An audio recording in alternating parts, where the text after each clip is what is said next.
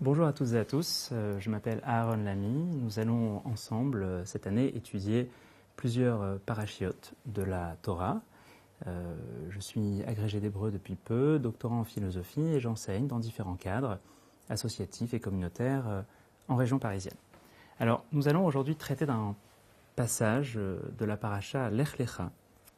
La paracha Lech Lecha, c'est la troisième paracha de la Torah, du livre Bereshit. Après avoir fait une brève description de l'histoire de l'humanité, il s'agit désormais de conter l'histoire d'une famille qui débouchera sur l'histoire d'un peuple. Cette famille, qui donnera naissance au peuple d'Israël, commence par ce fameux appel, Lech Lecha, qui est fait au premier patriarche, Avraham Avinu, Avraham notre père, et s'en suivront tout un tas de péripéties qui se termineront par une alliance avec Dieu, suivie ensuite d'un mouvement vers l'Égypte, où les Béné Israël seront asservis pendant 400 ans, pour finir par en sortir et aller vers la terre de Canaan. Nous allons aujourd'hui nous concentrer sur le mouvement originel, sur le départ d'Avram, qui ne s'appelle pas encore Avraham, et sur ce départ avec ce qu'il peut avoir de difficile à cerner. Le premier appel, la première parole qui est adressée à Abraham, c'est ce fameux Lech lecha me'artzecha u'mimoladecha u'mibet aviecha. Va-t'en, quitte ta terre, ta patrie, la maison de ton père, El haaretz asher ar'eka, vers la terre que je désignerai ou que je te montrerai. Nous allons vite être confrontés à des lectures diverses qui s'entremêlent et se chevauchent pour se retrouver finalement avec deux lignes de force, deux modes de lecture qui s'affrontent et donnent, par leur affrontement même, à la personnalité d'Avraham et à la jeunesse de son parcours, une description complexe et fertile. Quelques questions vont nous préoccuper. Ce départ d'Avraham de Haran, car il quitte la terre de Haran pour aller vers la terre de Canaan, ce départ de Haran est-il une fuite ou s'inscrit-il dans une continuité? Quelle est la part de succès, quelle est la part de ratage dans cette tentative d'aller vers la terre promise?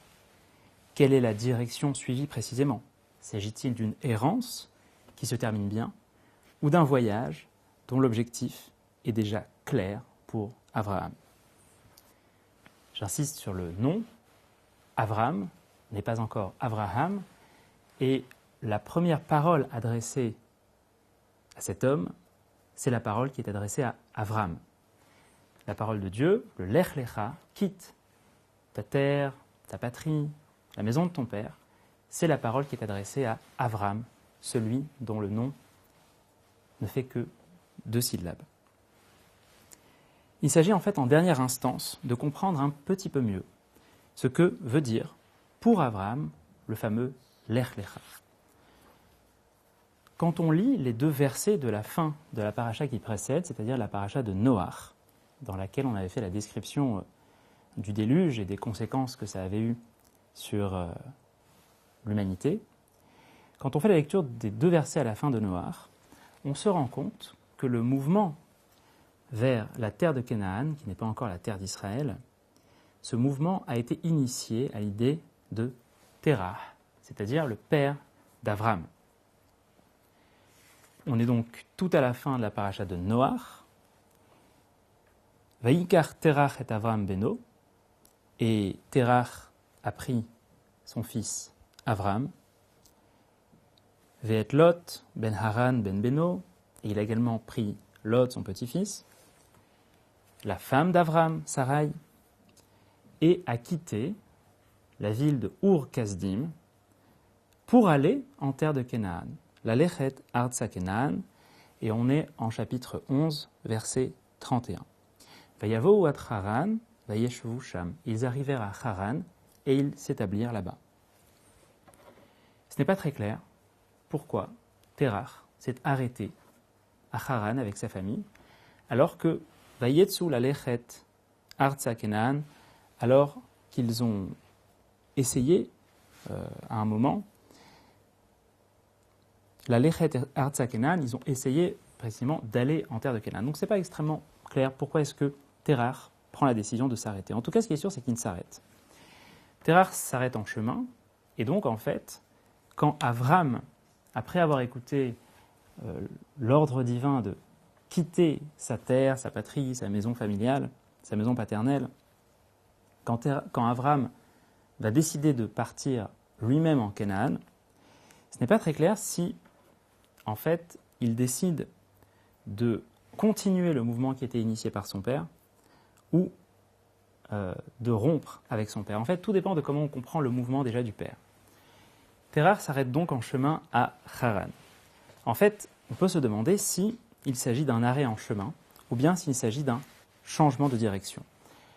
Pour Terach, déjà, pour le mouvement qui était initié par Terach, cela va dépendre, eh bien, peut-être de notre analyse de la position géographique de Our. Terach quitte la ville de Ur-Kasdim. Il y a un débat dans la recherche académique entre les historiens et les archéologues pour savoir de quel Ur-Kasdim parle-t-on. Est-ce qu'il s'agit d'un Our, d'une ville de Our qui serait au nord de la Mésopotamie ou qui serait au sud de la Mésopotamie? Selon les dernières recherches, il s'agirait plutôt de Our qui serait dans le nord de la Mésopotamie, et Haran serait alors à 40 km au sud de Ur-Kasdim. Quoi qu'il en soit, le mouvement initié par Terach va probablement être suivi par le mouvement qu'Abraham initiera lui-même. Dieu ordonne donc à Abraham, Lech Lecha, quitte ta maison, quitte ta famille. Mais ce qui est étonnant, et jusqu'à présent nous disions que Abraham va quitter là où il est, va quitter Haran, là où il est arrivé avec sa famille, pour aller vers la terre de Canaan. Mais ce qui est intéressant, c'est que dans l'ordre divin, il n'est nulle part fait mention de la terre de Canaan. Dieu dit à Abraham, quitte ta terre, etc., El haaretz asher areka, vers la terre que je vais te montrer. Il ne s'agit pas d'aller en Canaan. Abraham va décider d'aller en Canaan, et on est dans la paracha Lech Lecha, au 4e verset de la paracha. Vayelech Abraham, et Abraham est parti. Il prend alors toute sa famille, tout l'argent qu'il a amassé à Haran, Vayetzul alechet artsa Kenaan, et il décide de partir avec toute sa famille en terre de Canaan. Mais, comme je l'ai dit, il semblerait que ce soit Abraham qui ait décidé de choisir la terre de Canaan comme destination finale.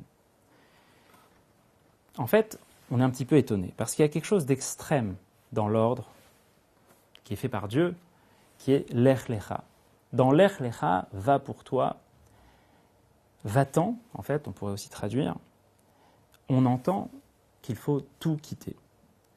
On peut se demander si Abraham fait bien, d'ailleurs, de prendre Et kol rechusha asher achashu.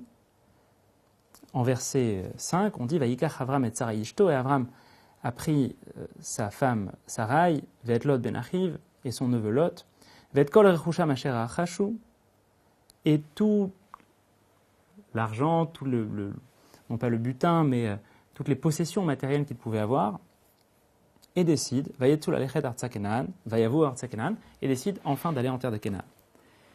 Alors, on peut se demander si Avram fait bien de prendre tout ce butin, toutes ces possessions matérielles avec lui. Il y a une lecture vertueuse qui peut nous faire dire qu'en fait, Avram avait beaucoup de choses, et que ça rend évidemment le départ plus difficile, mais ça augmente également son mérite. À savoir, c'est quelqu'un d'installé, c'est quelqu'un d'un certain âge, il a 75 ans, et donc il va décider de prendre tout ce qu'il a amassé jusqu'à présent et de quitter sa terre, sa patrie, sa famille avec. Mais il y a aussi une lecture critique qu'on peut envisager, qui est au contraire qu'Avram s'embarrasse. Sa démarche est forcément alourdie avec toutes ses possessions. On peut imaginer que quelqu'un de 75 ans qui prend tout le contenu de sa maison, et pour peu qu'il ait beaucoup de biens, ça rend la démarche extrêmement lourde, pesante, difficile. Peut-on le reprocher à un homme de 75 ans ? Ce n'est pas sûr, mais en tout cas, ce qui est certain, c'est que on peut se demander si Avram a bien fait de quitter sa terre d'une façon peut-être un peu moins extrême, un peu moins rapide que ce que l'ordre de Dieu le laissait présager. Dans la continuité de cette lecture critique et peut-être quelque peu relativisante sur la célérité, la rapidité d'Abraham à accomplir l'ordre divin, on peut émettre un doute sur la finalité d'Eretz Canaan, sur la terre de Canaan comme objectif final. Il semble, comme j'ai déjà dit, que ce soit Abraham qui ait choisi, naturellement, d'inscrire son mouvement dans la continuité de celui de son père. Il y a une forme d'inertie. Peut-être, quelque part, que la détermination aussi manque. D'ailleurs, il faut le dire, Rabbi Lévi, maître du Midrash, dont l'avis est rapporté en Tanchuma, chapitre 39, insiste sur le caractère quelque peu fortuit de cette rencontre avec la terre de Canaan. Les gens, dans la région dans laquelle il vivait, ne faisaient que boire et manger. Il s'est déplacé, il est arrivé en terre de Canaan, il a vu que les gens étaient travailleurs, et alors il a dit « Espérons que je puisse être sur cette terre, que ma descendance puisse continuer sur cette terre. » Et à ce moment-là, Dieu lui serait apparu et lui aurait dit « Je vais te donner cette terre. » Mais donc, il y a quelque chose finalement d'assez relatif. Abraham pourrait être ailleurs. Il y a donc en même temps un mouvement naturel, presque un réflexe d'Abraham vers Canaan, dans la continuité de la démarche de son père, mais d'un autre côté, ce n'est peut-être pas la terre que Dieu lui a montrée. D'ailleurs, quand Dieu se met à lui parler ensuite, une fois qu'il est arrivé en terre de Canaan, le verset 7, au début du chapitre 12, dit « Vayera Adonai el Avram » et Dieu est apparu à Avram, « Vayomer les aracha eten et haaretz azot » et lui dit « C'est à ta descendance que je donnerai cette terre. » C'est assez intéressant parce que la Bible ne fait nulle mention d'une terre que Dieu aurait montrée à Abraham. Il semblerait que ce soit son choix. Le choix donc dans la continuité d'un certain mouvement initié par son père. Donc un mouvement naturel, presque un réflexe vers Canaan. Ce n'est pas vraiment la terre que Dieu lui a montrée, en tout cas ce n'est pas comme ça que ça ressort dans les versets. Et donc il y a une sorte de tiraillement entre un ordre divin qui semble extrême, qui semble demander de tout quitter, d'aller vers un endroit qu'on ne connaît absolument pas, que Avram ne connaît absolument pas, qu'il n'a jamais vu, et l'arrivée, le choix d'Avram d'aller finalement vers une terre qu'il connaît, vers une terre qu'il a lui-même décidé de choisir et que Dieu accepte de lui donner. On entend d'ailleurs dans le verset 6, « Vaya'avor Avram ba'aretz » et Avram est passé sur la terre de Canaan, Ad Mekom Shechem, Ad Elon Moré, jusqu'à l'endroit de Shechem, de Elon Moré, Ve'a Kenaani Az Ba'aretz, et à ce moment-là, les Cananéens habitaient la terre. Mais cette racine de Avar, Aïn, Bet, Resh, qui veut dire passer, laisse aussi entendre qu'Avram n'avait peut-être pas l'intention d'y rester, qu'il ne faisait que passer, et que Dieu lui est apparu et lui a dit « Tu aimes cette terre, alors je vais te la donner ». Donc il y a une forme de tiraillement qu'on commence à saisir entre l'extrémité, le caractère extrême de l'ordre divin et peut-être la démarche, peut-être quelque peu désinvolte d'Abraham.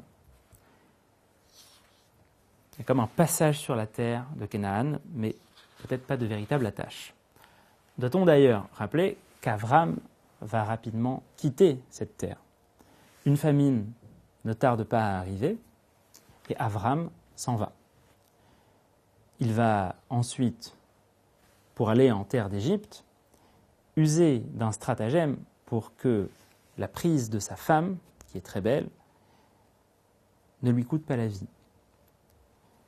Il va dire, avant d'arriver en Égypte, parce que c'est vers l'Égypte qu'il se dirige, parce que c'est là-bas qu'il peut trouver à manger avec sa famille, il dit à sa femme, Imrina Chotiat, il monte un stratagème, fais donc croire, dis que tu es ma sœur, les man itavli ba'avourer, pour qu'il m'arrive du bien, vechait tanafshi miglaler, et pour que je puisse vivre grâce à toi. Il y a eu différentes interprétations, évidemment, de cette phrase, de ce stratagème d'Abraham. Mais ce qui est intéressant de remarquer, c'est qu'un commentateur célèbre, le Ramban, Rabbi Moshe ben Nachman, commentateur fameux du XIIIe siècle, voit dans ce départ de la terre d'Israël et dans le fait de mettre en danger sa femme simplement pour pouvoir survivre, voilà dedans quelque chose de reprochable. Nous ne nous serions pas permis de voir ces versets comme une critique d'Abraham. Le fait de décrire sa descente en terre d'Égypte, si le Ramban n'y était pas allé lui-même de sa remontrance, et c'est chose assez rare pour le notifier qu'un commentateur se permette de critiquer ouvertement un patriarche, et surtout le premier patriarche, le fondateur pourrait-on dire, du monothéisme. On est dans le Ramban, Rabbi Moshe ben Nachman, en chapitre 12, verset 10. Je lis et je traduis. Veda, sache qu'Avraham Avinu, Hatta het gadol bishgaga. Sache que notre père Avraham a fait une grande faute, quoique par inadvertance. Shehevi ishto hatzadek et bemirshol avon, mipne pardo pen yarguhu. En amenant sa femme, qui était pieuse, en l'amenant dans une situation où elle aurait pu fauter, simplement parce qu'il avait peur qu'on ne le tue. En disant « tu es ma sœur », en lui disant de dire « tu es ma sœur », il l'a donnée, ou il la mettait à la merci de certains ravisseurs, de certaines personnes qui auraient voulu la prendre pour femme. Il aurait dû croire en Dieu, il aurait dû avoir confiance sur le fait que Dieu pouvait le sauver, lui et sa femme. Car Dieu peut le faire. Le fait d'avoir quitté la terre aussi, la terre de Canaan. Le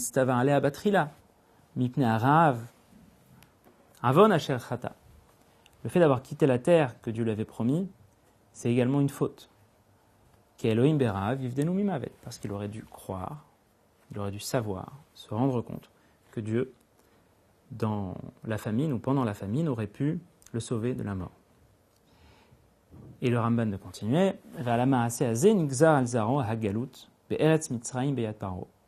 et c'est sur cette action, c'est-à-dire cette descente en Égypte, qui n'a pas été faite d'une façon correcte, et avec tout ce que ça implique, le mensonge, le stratagème, le fait d'avoir mis sa femme en difficulté, et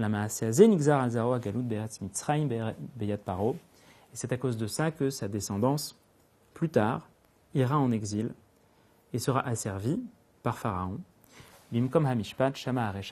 c'est-à-dire que c'est précisément là où il y a eu faute qu'il y aura réparation. Avraham fait donc des erreurs. Avraham en fera moins. Il va y avoir une transformation qui va s'opérer. Alors Robert Alter, dans L'art du récit biblique, a beaucoup attiré l'attention sur le fait que les prises de parole et les dialogues des personnages qui étaient mis en scène dans la Bible étaient à considérer comme ce que l'auteur voyait comme essentiel. Ce sur quoi veut attirer l'attention du lecteur, ce qu'il considère comme fondamental. Plutôt, ce sur quoi le narrateur, l'auteur, veulent attirer l'attention, c'est précisément ce qu'ils mettent en scène par des dialogues. Alors, remarquons, et ce n'est pas forcément à l'avantage d'Avraham, mais nous nous situons dans la continuité de la lecture du Ramban, qui est une lecture assez critique envers Avraham, remarquons que la première prise de parole d'Avraham dans la Bible, c'est précisément une parole qui le montre comme quelqu'un de craintif. Vayomer el Sarai ishto, il dit à sa femme, Hinena yadarti ki isha ifat mar'e at, je sais désormais, je sais maintenant, ou je sais depuis toujours, ça dépend comment on le lit, que tu es une belle femme. Et ensuite, Avraham de continuer, Imrina chotiat, montre que tu es, ou dis plutôt que tu es ma sœur, les maranitavli ba'avorer v'chayta nafshi biglaler. Donc ce discours autour de ce stratagème pour précisément sauver sa vie, et d'une façon qui met en danger sa femme, c'est la première prise de parole d'Abraham dans la Bible. Si c'est la première prise de parole d'Abraham et qu'elle n'est pas à son avantage, c'est qu'on veut nous montrer Abraham sous un angle qui n'est pas forcément, qui ne l'idéalise pas, quelque part.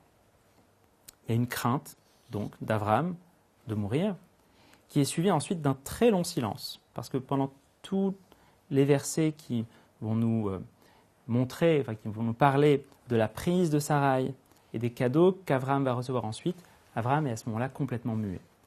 Et la prochaine prise de parole, ce sera Abraham qui parle à Lot pour lui dire ce qu'il va lui dire, mais en tout cas, il va y avoir un silence complet d'Abraham quand sa femme est précisément prise comme captive.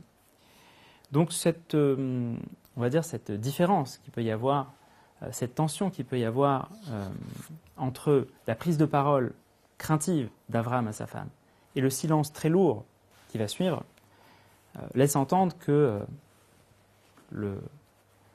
la Torah veut nous faire comprendre que Abraham, en tout cas à ses débuts, n'est pas dans une position qui est une position, on va dire, idéale, une position dont on peut, une situation dans laquelle, de laquelle on peut tirer un moussard, une façon, quelque chose à apprendre, on va dire. Et comme s'il y avait une volonté de le voir sous une lumière assez, finalement, peut-être un petit peu négative au début.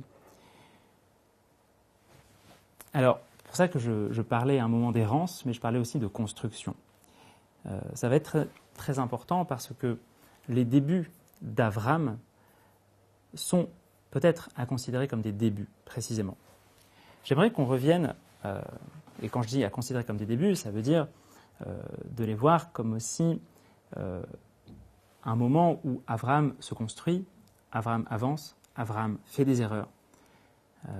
Et Abraham, qui va ensuite devenir Abraham, cherche la bonne posture, cherche Dieu, cherche la terre, cherche la bonne façon de gérer sa foi en Dieu. J'aimerais revenir sur les mots qui constituent l'expression Lech Lecha elle-même. Il ne vous a pas échappé qu'il s'agit des deux mêmes termes. Lech et Lecha s'écrivent exactement de la même façon. Chaque mot peut se lire d'ailleurs soit Lech, soit Lecha. Le texte de la Torah, dans sa forme première, n'est jamais vocalisé. La Bible, quand elle est sur son support originel, si on peut se permettre, c'est-à-dire sur parchemin, n'est pas vocalisée. Et donc en fait, quand on lit la Bible sur parchemin, ce qu'on voit c'est Vayomer Hashem el Avram, et puis deux fois Lamed Chaf. On a donc deux termes qui se répètent, en tout cas sous leur forme non vocalisée. Ce qui est particulièrement intéressant, c'est que, bien que s'écrivant exactement de la même manière, les mots Lecha et Lech ouvrent des horizons radicalement différents. Lech, c'est quitter. C'est un impératif. Quitte. Dessaisis-toi. Quitter, c'est se dessaisir d'une emprise sur l'espace, d'une emprise sur des choses. Lecha, c'est plutôt le retour à la possession. On peut en fait lire le tzivouï, le commandement qui est adressé à Avram pour la première fois, de 4 manières différentes. Lecha, Lecha, Lech, Lech, Lech, Lecha ou Lecha, Lech. Et chaque possibilité est en fait assez riche philosophiquement. On peut aller un petit peu plus loin dans l'identité et la différence en disant que la prononciation de l'un contient d'ailleurs la prononciation de l'autre. Quand je dis Lecha, je dis Lech que je fais terminer par la voyelle A. Donc dans Lecha, il y a aussi Lech.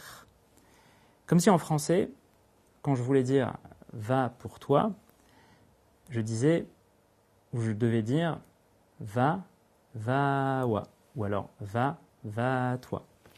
Et en fait, ce que je veux, par ces petits jeux de mots, c'est faire comprendre que dans l'oreille d'un hébraïsant, l'er, lecha, c'est une répétition, mais une répétition dans la différence. On entend aussi 2 fois l'air. Plus les choses se ressemblent, plus leur différence est à chercher profondément. Il y a là forcément quelque chose à travailler. On pourrait probablement, pour les philosophes qui nous écoutent, réfléchir sur ces termes, sur leurs différences, mais sur aussi l'identité profonde qu'il peut y avoir entre le dessaisissement et le saisissement. On pourrait travailler sur ces termes un petit peu comme Heidegger le fait sur des fragments d'Héraclite, mais je referme cette parenthèse. Pourquoi cette digression ?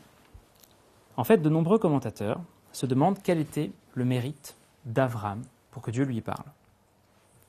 Comme Noach, on aurait dû faire sa louange avant. On parle de Noach comme de quelqu'un qui suivait Dieu. Or, on ne décrit pas Avram de cette manière. En tout cas, on n'introduit pas Avram. Le Sfat Emet, le rabbi de Gour, propose l'idée selon laquelle le mérite d'Avram est précisément dans le fait d'avoir tendu l'oreille. Tendu l'oreille à un ordre divin. Mais si le mérite et l'effort, selon cette proposition, si le mérite et l'effort sont à trouver dans le fait d'avoir tendu l'oreille, cela veut aussi dire que cet effort de connexion avec le divin, cet effort d'écoute du divin, ne va pas de soi, précisément. Et donc que le message divin peut être codé, voire même brouillé. C'est ce sur quoi nous avons essayé d'attirer l'attention en montrant que les premiers mots du premier ordre adressés au premier patriarche sont riches d'une polysémie qu'il incombait à Avram d'orienter et d'un sens qu'il était à lui de choisir. Avram aurait pu entendre l'er, par. Ça s'écrit exactement de la même manière que l'er, lecha. S'il avait entendu l'er, par, va-t'en, eh bien, peut-être qu'il n'aurait pas pris tout son butin, peut-être qu'il n'aurait pas choisi Eretz Kenan, peut-être qu'il n'aurait pas choisi d'assurer la continuité du mouvement de son père. Mais Avram a choisi d'entendre l'er, lecha, va pour toi, va vers ce qui t'appartient, va avec aussi ce qui t'appartient. Avram a donc probablement choisi d'écouter dans cette parole divine la parole qu'il devait entendre. Le commandement divin portera toujours une potentialité beaucoup plus riche qui déborde les capacités et les possibilités humaines. Avram a dû choisir, Avram a dû faire ses erreurs, Avram a dû faire sienne cette parole et a dû lire la parole qui lui était adressée avec, pourrait-on dire, sa propre ponctuation, ses propres voyelles.